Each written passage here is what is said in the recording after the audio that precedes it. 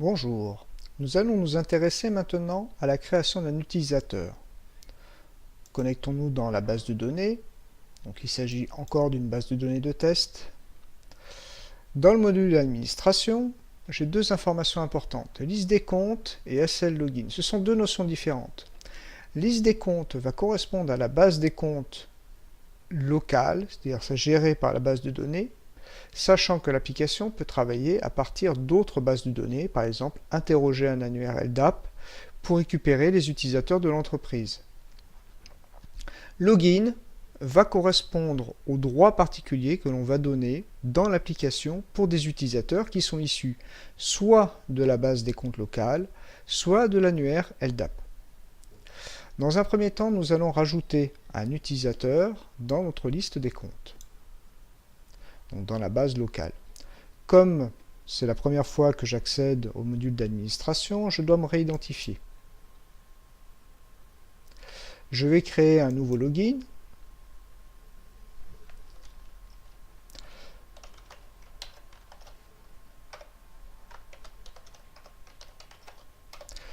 Je lui indique son mail.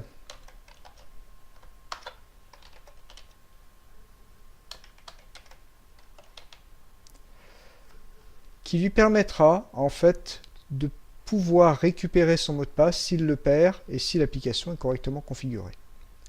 Pour générer le mot de passe, je peux lui en indiquer un, mais je préfère utiliser la génération aléatoire.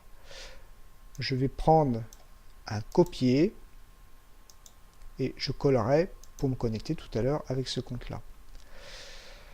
Si je désactive son compte, il ne pourra plus se connecter.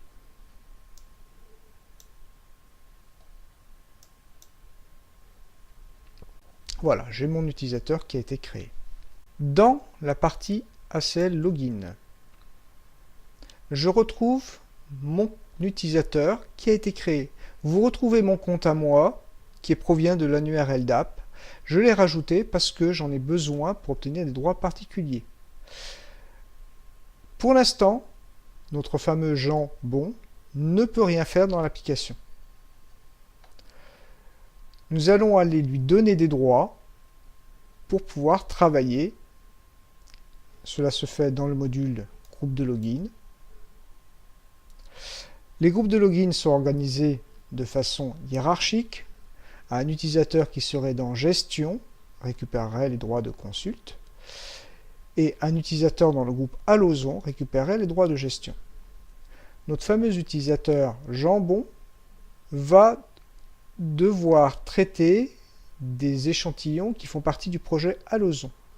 Je vais le rajouter dans ce groupe Alloson pour qu'il puisse bénéficier des accès au projet Alloson. Il suffit que je sélectionne l'utilisateur que j'ai ici. Voilà, j'ai donné les droits de gestion et donc de consulte à mon groupe, à mon utilisateur Jambon. Nous verrons dans une prochaine vidéo comment affecter le groupe Alloson au projet Alloson pour que les utilisateurs de ce groupe puissent créer des échantillons associés au projet Alloson.